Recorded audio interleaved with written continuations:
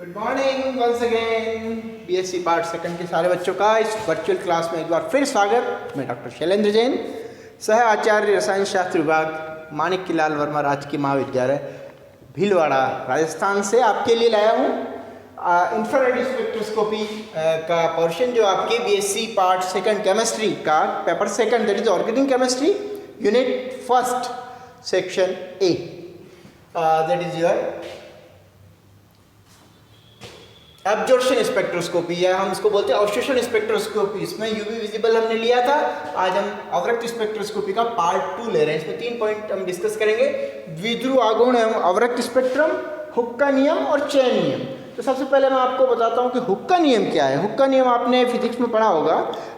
जब भी क्या होता है कि एक स्प्रिंग से लटका हुआ यदि कोई द्रव्यमान है और वो उसको यदि स्प्रिंग को हम खींचते हैं, या मान लीजिए कि स्प्रिंग इस प्रकार से कोई द्रव्यमान लटका हुआ है या खींचा गया है, तो स्प्रिंग जो है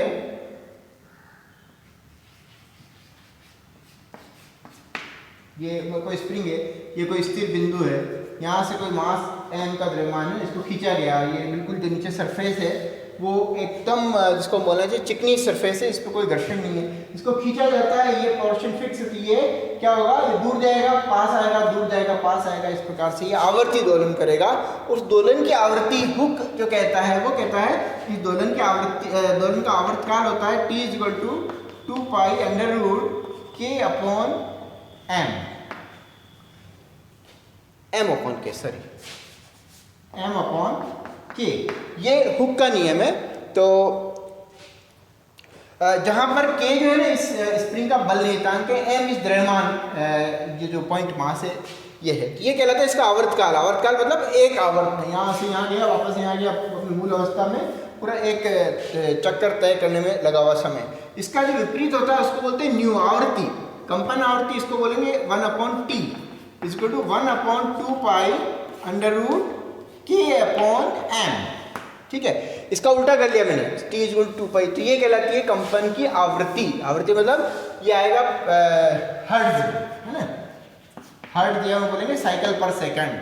तो ये जो न्यू बार है, ये न्यू है, न्यू का मान किस पे डिपेंड करता है, उस द्रव्यमान पर और इस बल स्प्रिंग के बल नियतांक पर या फोर्स कांस्टेंट में निर्भर करता है। यदि हम किसी अणु के अंदर ये देखिए कि मान लीजिए कि m1 और m2 द्रव्यमान के दो परमाणु आपस में एक किसी एकल बंध से जुड़े हुए हैं, इस एकल बंध का जो बल स्थिरांक है वो k है, तब उस अवस्था में यदि इस बंध की स्वाभाविक आवृत्ति, हमने पहले देखा है कि अणु के अंदर जो बंध होते हैं कई प्रकार के बंध होते हैं, कोई मजबूत हो सकता है, छोटा हो सकता है, बड़ा हो सकता है, सिंगल बॉन्ड हो सकता है, डबल बॉन्ड हो सकता है, लेकिन ये सभी कंपन करते हैं। उस कंपन की एक स्वाभाविक आवृत्ति होती है, और उस आवृत्ति यदि आप विभिन्न आवृत्ति का अवरक्त प्रकाश किसी पदार्थ पर गिराते हैं तो उस कार्बनिक अणु संगत अलग अलग बंधों की जो स्वाभाविक आवृत्ति के अनुरूप उस अवरक्त प्रकाश का अवशोषण करता है, और संगत बैंड आपको IR स्पेक्ट्रोस्कोपी में प्राप्त होते हैं। तो हमने ये माना कि m1 और m2 द्रव्यमान के दो परमाणु एक सिंगल बॉन्ड से यहाँ जुड़े हुए हैं, तब उस अवस्था में इसकी जो स्वाभाविक आवृत्ति है न्यू, इसका मान दिया जाता है 1/2 पाई √k अपॉन म्यू से। यहाँ पे ये तो आवृत्ति थी। ये आवृत्ति कब है, जब आपके दो अणु के अंदर दो परमाणु आपस में पास आ रहे हैं, दूर जा रहे हैं, इस प्रकार से जो स्थिति है, तो बंध की लंबाई कम ज़्यादा हो सकती है। जो म्यू है ये कहलाता है अणु का समानित द्रव्यमान, रिड्यूस्ड मास, जिसका मान जो होता है म्यू का मान होता है m1 m2 upon m1 + m2, इसको बोलते हैं समानित द्रव्यमान। क्योंकि ये जो सिस्टम है इसमें दो द्रव्यमान है जो एक स्प्रिंग के थ्रू यहाँ जुड़े हुए हैं, तो ये बिल्कुल अणु की स्थिति है, कोई सा भी अणु हो सकता है वो समानित द्रव्यमान। तो इसके संगत ये न्यू का मान आया। अब हम जानते हैं, अभी अपने बात की कि न्यू = होता है c अपॉन लैम्बडा, है ना।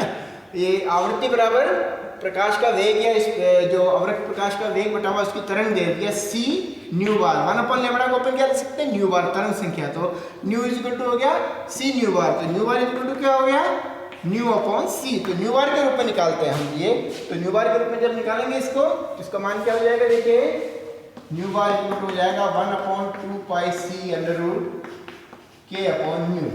ये है किसी भी अणु के अंदर कोई जो बंध है, उस बंध की स्वाभाविक जो आवृत्ति है, जो तरंग संख्या के रूप में निकलेगी सेंटीमीटर इनवर्स में। ठीक है, इस आवृत्ति का प्रकाश यदि आप उस अणु पे गिराते हैं तो वो बंध जो है वो स्वाभाविक रूप से दोलन करेगा और अवरक्त प्रकाश का अवशोषण होगा। तो इस प्रकार से हम म्यू का जो मान है m1 m2 अपन m1 प्लस m2 रख के और इस बंध का जो नियतांक स्थिरांक उसका मान रख के प्रकाश का वेग रख के म्यू बार का मान हम निकाल सकते हैं। हर एक प्रकार के बंध के लिए इसका मान निकाला जा सकता है। जैसे मान लीजिए CH सिंगल बॉन्ड है, CH की द्रव्यमान आपको पता है, बंध का फोर्स कांस्टेंट क्या पता है, तो म्यू बार का मान यहाँ से आप निकालते हैं। ये तकरीबन आता है 3100 सेंटीमीटर इनवर्स के आसपास आता है। जो जैसा कि अपने बात की थी कि IR स्पेक्ट्रोस्कोपी जो है 400 से 667 सेंटीमीटर इनवर्स के बीच में आपके ऑर्गेनिक मॉलिक्यूल का अवशोषण होता है सामान्य अवरक्त क्षेत्र में। तो ये हुक का नियम है, जो हुक का नियम आपके किसी अणु के बंध की जो स्वाभाविक दोलन आवृत्ति को निकालने के काम आता है। यहाँ पे कार्बन हाइड्रोजन के बॉन्ड के लिए हमने इसको निकाला, अलग अलग बंध के लिए इसका मान अलग अलग निकाला जा सकता है। अब ये देखा जाना बहुत जरूरी है कि क्या सारे बंध जो विभिन्न प्रकार से संकुचित हो रहे हैं या फैल रहे हैं तो हर एक की स्वाभाविक आवृत्ति होगी। स्वाभाविक तौर पर कोई भी अणु के जो बंध हैं वो फिक्स नहीं है, अणु के परमाणु इधर उधर गति कर रहे हैं। फलस्वरूप क्या होता है कि जब आप अवरक्त प्रकाश किसी अणु के ऊपर गिराते हैं तो कोई बंध के संगत या किसी प्रकार के कंपन के संगत क्या वो कंपन के संगत अवरक्त प्रकाश अवशोषित होगा या नहीं। तो ये जो है इसके लिए कुछ नियम है जो इसको हम बोलते हैं सिलेक्शन नियम। वो ये कहते हैं कि अणु के अंदर स्थायी द्विध्रुव आघूर्ण होना जरूरी है। चयन नियम क्या कहता है? चयन नियम कहता है कि स्थायी द्विध्रुव आघूर्ण,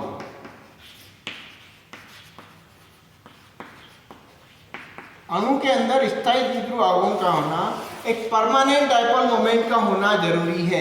यदि ये परमानेंट डायपोल मोमेंट नहीं है अणु के अंदर तो फलस्वरूप क्या होगा कि जो अवरक्त प्रकाश आएगा, अवरक्त प्रकाश क्या है? विद्युत चुंबकीय विकिरण है। विद्युत चुंबकीय विकिरण में क्या है? विद्युत क्षेत्र के सदिश और चुंबकीय क्षेत्र के सदिश परस्पर लंबवत दिशा में तरंग संचरण के लंबवत आपस में कंपन कर रहे हैं। और जब वो किसी प्रकाश जब गिरता है किसी पदार्थ के ऊपर तो पदार्थ में यदि उस पार्ट में, पदार्थ के उस हिस्से में, पदार्थ के उस जो समूह है उसमें यदि उस प्रकाश के गिरने के बाद उसके द्विध्रुव आघूर्ण में परिवर्तन नहीं होता है या यूँ कहें कि इसके अंदर जो इलेक्ट्रिक डायपोल नहीं है, ध्रुवीयता नहीं है, तो फलस्वरूप क्या होगा, वो जो विद्युत क्षेत्र का सदिश है प्रकाश का वो उससे इंटरेक्ट नहीं करेगा। इसका मतलब ये हुआ कि अणु के अंदर स्थायी द्विध्रुव आघूर्ण होना जरूरी है। इसी कारण से ये जो कुछ एग्जाम्पल आपको मैं बता रहा हूँ, नाइट्रोजन, हाइड्रोजन, ऑक्सीजन, क्लोरीन,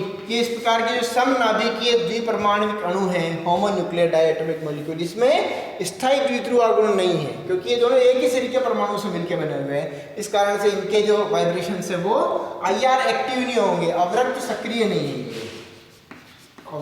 अवरक्त अक्रिय है। क्यों है अक्रिय?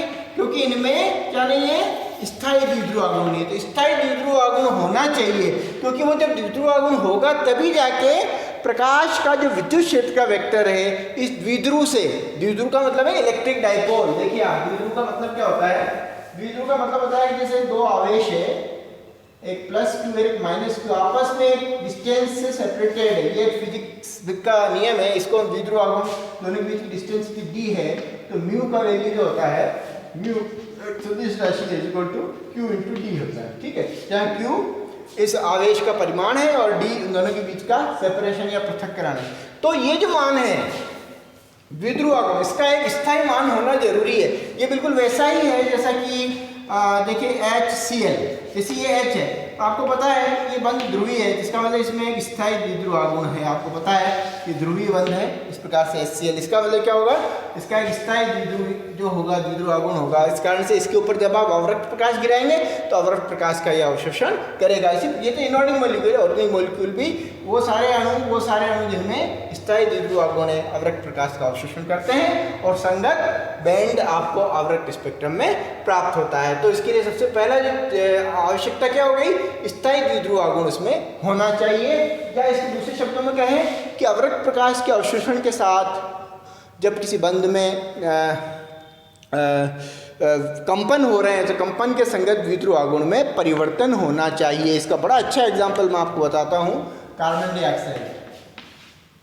ये देखिए, अब कार्बन डाइऑक्साइड जो है इसमें कई सारे कंपन हो सकते हैं। सममित तनन कंपन की देखते हैं। जैसे मान लीजिए कि ये ऑक्सीजन है, ये कार्बन के पास आता है, ये वाला ऑक्सीजन भी कार्बन के पास आता है। तो इस कंपन में क्या हुआ, देखिए ये सिमेट्रिक सममित तनन कंपन है। बंध लंबाई दोनों कम हो रही है, वापस दोनों दूर जाएंगे, ऑक्सीजन कार्बन से दूर जाएगा, पास आ रहे दूर जा रहे, फलस्वरूप क्या होगा, नेट रिजल्ट जो है द्विध्रुव आघूर्ण, चूंकि द्विध्रुव आघूर्ण सदिश राशि है, फलस्वरूप नेट जो द्विध्रुव आघूर्ण है इस अवस्था में द्विध्रुव आघूर्ण में परिवर्तन कितना होगा, 0 होगा। तो ये जो वाइब्रेशन है, इस वाइब्रेशन को हम क्या बोलते हैं, सममित तनन कंपन। कार्बन डाइऑक्साइड अणु में सममित तनन कंपन जो है उसके संगत द्विध्रुव आघूर्ण में परिवर्तन 0 है। इस कारण से ये वाला जो वाइब्रेशन है वो अवरक्त प्रकाश का अवशोषण नहीं करेगा, ये अवरक्त अक्रिय कंपन है। कौन सा, सिमेट्रिक स्ट्रेचिंग वाइब्रेशन। इसी के पलट यदि एक दूसरा आपको मैं बताऊं, ये वाला, यदि ये ऑक्सीजन कार्बन से दूर जाता है, उसी दरमियान ये वाला ऑक्सीजन कार्बन के पास आता है, तो क्या हो रहा है, ये ऐसे और फिर वापस ऐसे, तो ये क्या हो गया, ये कहलाता है असममित तनन कंपन। असममित तनन कंपन में क्या होगा, इस अवस्था में क्या होगा, नेट द्विध्रुव आघूर्ण के मान में परिवर्तन होगा, द्विध्रुव आघूर्ण के मान में परिवर्तन होगा। तो ये कौन सा होगा, ये वाला जो कंपन होगा अवरक्त सक्रिय होगा, इंफ्रारेड को एब्जॉर्ब करेगा। तो कार्बन डाइऑक्साइड बहुत अच्छा अणु है, रेखीय अणु, जो ये बताता है कि कौन कौन से कंपन जो है अवरक्त सक्रिय है और अवरक्त अक्रिय है, मतलब अवरक्त प्रकाश का अवशोषण करेंगे या अवरक्त प्रकाश का अवशोषण नहीं करेंगे। ये इस बात पर डिपेंड करता है कि प्रकाश गिरने के बाद वो जो कंपन जो हो रहे हैं, जैसे यहाँ पर ये असममित तनन कंपन है, तो इसमें आप देख रहे हैं कि दोनों इसी दिशा में, तो नेट रिजल्ट जो है वो इधर ही रहेगा द्विध्रुव आघूर्ण। तो इसका मतलब इसका कोई मान है, इसके मान में जो परिवर्तन हो रहा है, ये परिवर्तन के कारण से ये अवरक्त एक्टिव होगा। तो ये इसका चयन नियम है, सबसे इंपॉर्टेंट चयन नियम जो है कि स्थायी द्विध्रुव आघूर्ण अणु में होना चाहिए और अवरक्त प्रकाश गिरने के बाद अणु में द्विध्रुव आघूर्ण में परिवर्तन हो, क्योंकि परिवर्तन हो गई तभी जब अणु में पहले से द्विध्रुव आघूर्ण उपस्थित है। दूसरा चयन नियम है कि भाई आप उसके ऊपर कई सारा प्रकाश गिरा रहे हो, मैंने अभी जैसे बताया कि आप इसके ऊपर 4000 एंगस्ट्रॉम से 4000 सेंटीमीटर इनवर्स से 667 सेंटीमीटर इनवर्स तक के अलग अलग तरंग संख्या का प्रकाश के ऊपर गिराते हैं, तो सारा प्रकाश अवशोषित नहीं करता अणु के अंदर जो विभिन्न कंपन ऊर्जा स्तर होते हैं वो किसके संगत होते हैं, अलग अलग जो बॉन्ड हैं, किसी अणु के अंदर जो अलग अलग बंध हैं, अलग अलग स्थायित्व के बंध हैं, अलग अलग प्रकृति के बंध हैं, उन बंध की प्रकृति के आधार पर हर बंध की एक स्वाभाविक मूल आवृत्ति है। उस मूल आवृत्ति के संगत यदि कोई आवृत्ति है तो उसका अवशोषण होता है और बाकी आवृत्तियां का अवशोषण नहीं होता है। तो कहने का मतलब ये है कि देयर इज ए रेजोनेंस, मतलब कि अणु की जो स्वाभाविक आवृत्ति है कंपन की और आपतित जो अवरक्त प्रकाश की आवृत्ति, दोनों मैच करनी चाहिए, तभी जाके रेजोनेंस होगा, अनुनाद होगा और फलस्वरूप IR स्पेक्ट्रम में उसके संगत एक अवशोषण बैंड प्राप्त होगा। एक और चीज, जो विभिन्न प्रकार के क्रियात्मक समूह किसी ऑर्गेनिक मॉलिक्यूल में होते हैं, उनका सेंट्रोसिमेट्रिक होना जरूरी है। उनके कंपन यदि सेंट्रोसिमेट्रिक हैं तो फलस्वरूप क्या होगा, जैसे अभी मैंने कार्बन डाइऑक्साइड की बात की, तो इसमें जब आपने सममित तनन कंपन कराया तो सेंट्रोसिमेट्रिक है, फलस्वरूप ये IR इनएक्टिव है। लेकिन ये जो एसिमेट्रिक कंपन हुए ऐसे, तो फलस्वरूप उसमें ये IR सक्रिय है। तो इसका होना बहुत जरूरी है और सामान्यतः अधिकतर कार्बनिक अणुओं में होपफुली अवरक्त सक्रिय कंपन आपके पाए जाते हैं, क्योंकि वो सेंट्रोसिमेट्रिक नहीं होते, केंद्रीय रूप से, इसको बोलते हैं केंद्रीय सममित।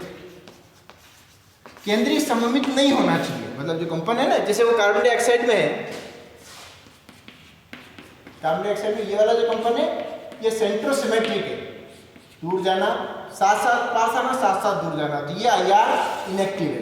तो जो जो जिन अणुओं में इस प्रकार के कंपन होंगे वो IR इनएक्टिव कंपन होंगे। तो ये आपके कुल मोटा मोटा ये बता देता है कि कार्बनिक अणुओं में विभिन्न जो क्रियात्मक समूह हैं वो 4000 सेंटीमीटर इनवर्स से लेकर 667 सेंटीमीटर इनवर्स के बीच में अपने अवशोषण देते हैं। इसके आधार पर अपन किसी क्रियात्मक समूह की पहचान इससे कर सकते हैं, विभिन्न प्रकार की एरोमेटिकता की पहचान कर सकते हैं, डबल बॉन्ड, ट्रिपल बॉन्ड और विभिन्न संतृप्त क्रियात्मक समूहों की पहचान विभिन्न अभिलाक्षणिक IR अवशोषण बैंड के आधार पर की जा सकती है। अगले वीडियो में हम इसकी विभिन्न प्रकार के एप्लीकेशंस देखेंगे, अनुप्रयोग की किस प्रकार से IR किसी भी कार्बनिक अणु की संरचना निर्धारण में किस प्रकार से भूमिका निभाता है। तो thanks for watching, thank you very much dear students, bye bye.